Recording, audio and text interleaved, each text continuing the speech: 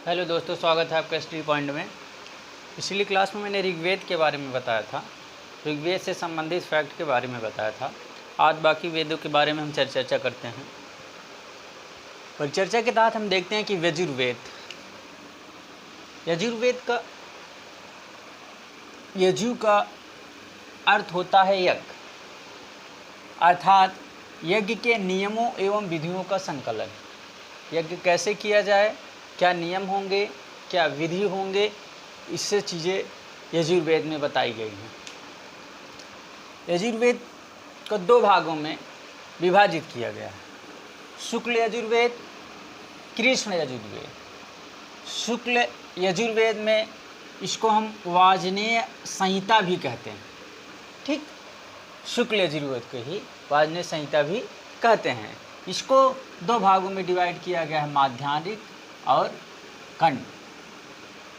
किसमें? माध्याह्निक एवं कंड। तो यजुर्वेद के दो भाग, शुक्ल यजुर्वेद और कृष्ण यजुर्वेद। शुक्ल यजुर्वेद को वाजनेय संहिता कहते हैं। इसको दो भागों में, माध्याह्निक एवं कंठ में विभाजित किया गया है। यह विचारधारा मुख्यतः उत्तर भारत में हमें देखने को मिलती है।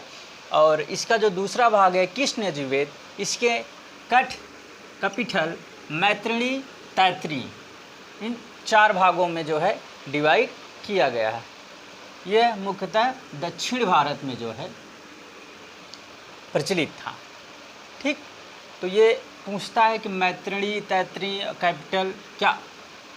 हाँ, कैपिटल जो है क्या, कृष्ण यजुर्वेद के भाग है, या यजुर्वेद से संबंधित है।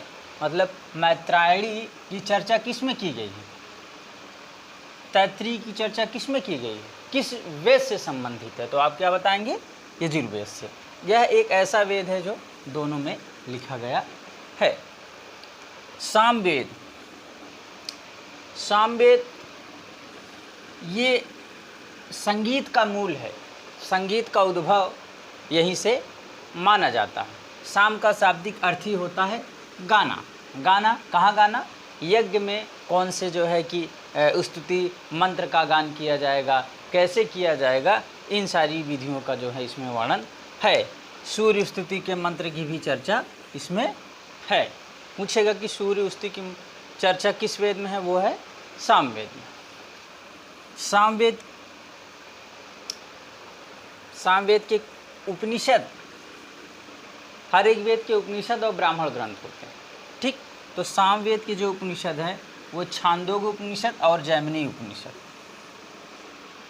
पूछेगा कि सामवेद के उपनिषद कौन कौन से हैं? छांदोग्य उपनिषद या जैमिनी उपनिषद। या छांदोग्य उपनिषद और जैमिनी उपनिषद किससे संबंधित है? वो सामवेद। इसका जो ब्राह्मण ग्रंथ है वो पंचवीस है। क्या है?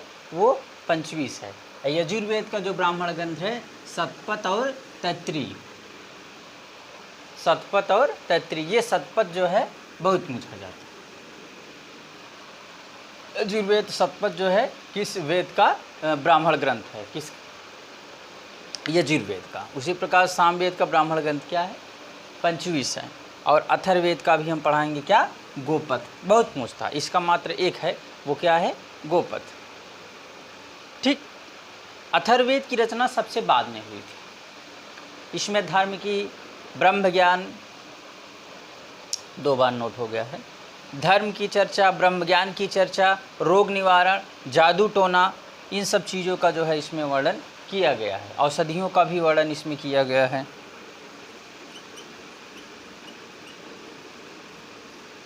ठीक, रोग निवारण, जादू टोना, तंत्र मंत्र, जो भी चीज़ें हैं वो उसकी परिकल्पना आपको अथर्ववेद में देखने को मिलेगी। इसके उपनिषद हैं क्या? मुंडकोपनिषद। बहुत पूछता है, मुंडकोपनिषद किसका जो है? अथर्ववेद का। और प्रश्नोपनिषद और मांडुक्य उपनिषद।